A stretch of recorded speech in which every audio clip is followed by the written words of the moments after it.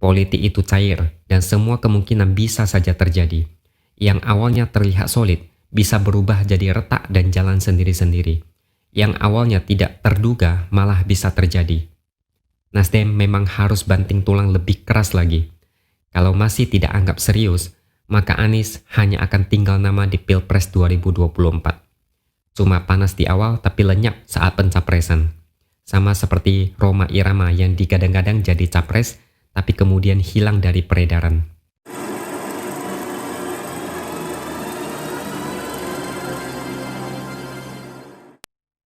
Halo, bertemu lagi dengan saya X Hardy di Opini Seward.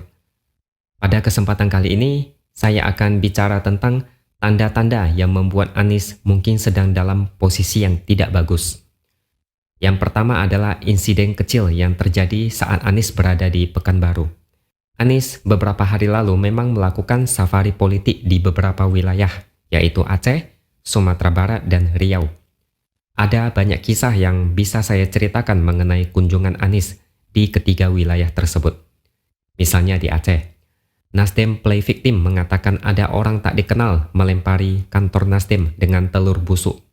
Padahal menurut polisi, telur tersebut pecah di jalan yang jaraknya cukup jauh, yaitu 30 meter. Kisah lainnya adalah tentang pendemo Nasdem yang kemudian dikejar dan diintimidasi. Nasdem berubah drastis sejak mengusung Anies. Akar mereka seolah tercabut, diganti dengan bibit baru yang lebih buruk. Sedangkan di Sumatera Barat, Anies turun dari sebuah pesawat jet pribadi yang katanya sewaan. Seandainya tidak ada yang memvideokan ini, kita semua tidak akan tahu. Anies pun jadi sasaran kritikan karena dianggap sebagai sosok antitesis oligarki, tapi ternyata naik pesawat jet pribadi yang sudah pasti milik oligarki. Dan spekulasi mengenai pemilik pesawat itu mulai bermunculan di media sosial. Katanya sih, ada dugaan pesawat tersebut adalah milik dari seseorang yang sering disebut sebagai mafia migas Indonesia. Siapa orangnya, kalian pasti semua sudah tahu. Sedangkan di Pekanbaru ada sebuah insiden. Jadi di sana ada acara rapat akbar relawan Anies yang digelar oleh Partai Nasdem Riau. Acara dihadiri langsung oleh Anies, Wakil Gubernur Riau, dan Ketua DPP Partai Nasdem.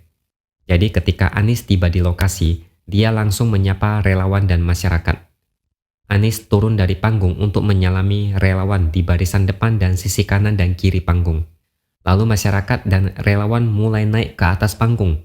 Makin lama makin banyak orang yang naik ke atas panggung, sehingga pembawa acara berulang kali memberikan peringatan karena sudah melebihi kapasitas. Overload, tapi peringatan tersebut dicuekin. Panggung makin ramai dan mulai terlihat bergoyang. Anies awalnya mau turun dari sisi kiri panggung, sialnya panggung di sisi kiri tiba-tiba ambruk. Sejumlah kader, relawan, dan petugas yang berada di sisi belakang jatuh. Anies putar haluan dan turun dari sisi kanan panggung. Tapi untunglah tidak ada yang terluka dari insiden tersebut. Memang, kalau kita melihat sejarah Anies, dia tidak begitu cocok dengan yang namanya panggung. Selalu ada yang ambruk. Dulu, tribun Formula E ambruk diterjang angin kencang. Pagar pembatas Stadion Jakarta International Stadium juga ambruk. Makanya di media sosial, Anies sering disindir dengan sebutan Wan Ambruk. Kalau kita menggunakan logika kadrun yang suka memainkan ilmu cocoklogi, maka ini adalah kode alam bahwa Anies akan ambruk. Bahkan di media sosial, entah ini benar atau tidak, ada acara pelepasan balon, dan balonnya ternyata nyangkut di pohon. Yang kalau kita gunakan cocoklogi ini, maka ini adalah pertanda Anies tidak akan bisa mencapai ambisinya. Anggap saja kode itu benar, tidak usah pusing memikirkan ini. Lagi pula, banyak yang memprediksi Anies akan layu sebelum berkembang. Dalam arti tidak akan jadi capres, karena ada banyak faktor dan rintangan. Entah benar atau tidak, semoga saja itu benar. Kode berikutnya yang bikin Anies dalam bahaya adalah isu bahwa PKS akan rujuk dengan Gerindra, membentuk koalisi seperti pada Pilpres 2019 lalu. Ini dikatakan oleh Fadly John. Dia memang tidak mengatakan secara langsung, melainkan berharap Partai Gerindra dan PKS kembali berkoalisi di Pilpres 2024. Katanya, mudah-mudahan bisa bergabung bersama-sama karena situasi politik saat ini masih dinamis. dan semua kemungkinan bisa terjadi. Tidak ada yang bisa menentukan sampai mendekati waktu tenggatnya. Pernyataan Fadlizon ini ternyata ditanggapi serius oleh berbagai media, bahkan makin lama makin masif. Dengan pemberitaan seperti ini, yang panik tentu saja Nasdem. Nasdem dibuat deg-degan oleh Fadlizon. Nasdem yang dulu sudah mulai was-was karena masih belum ada kejelasan mengenai dukungan parpol lain terhadap Anies, sekarang malah makin jantung hampir copot. Tak terbayangkan kalau nanti PKS benar-benar cabut dan hengkang ke Gerindra. Nasdem itu sedang berharap PKS deal dan membentuk koalisi supaya Anies bisa segera dapat kepastian diusung sebagai capres resmi. Ini benar-benar sangat menarik.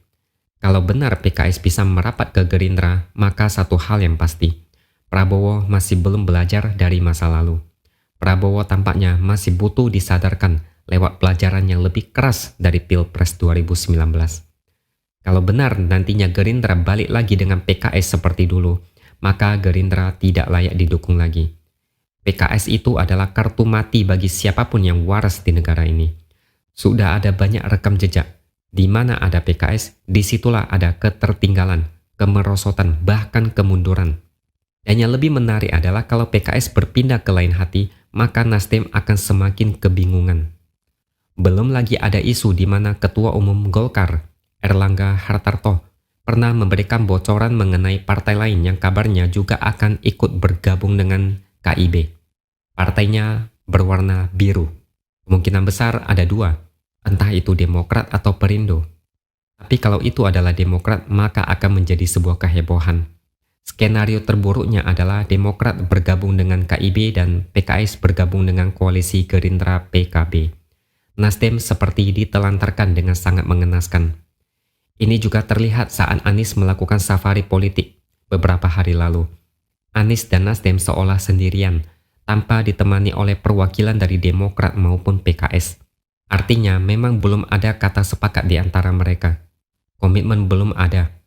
Demokrat dan PKS belum ada ikatan politik resmi, sehingga masih bisa lari, hengkang, atau dihasut parpol lain untuk bergabung. Benar kata Fadlizon, masih ada waktu. Politik itu cair, dan semua kemungkinan bisa saja terjadi. Yang awalnya terlihat solid, bisa berubah jadi retak dan jalan sendiri-sendiri. Yang awalnya tidak terduga, malah bisa terjadi. Nasdem memang harus banting tulang lebih keras lagi.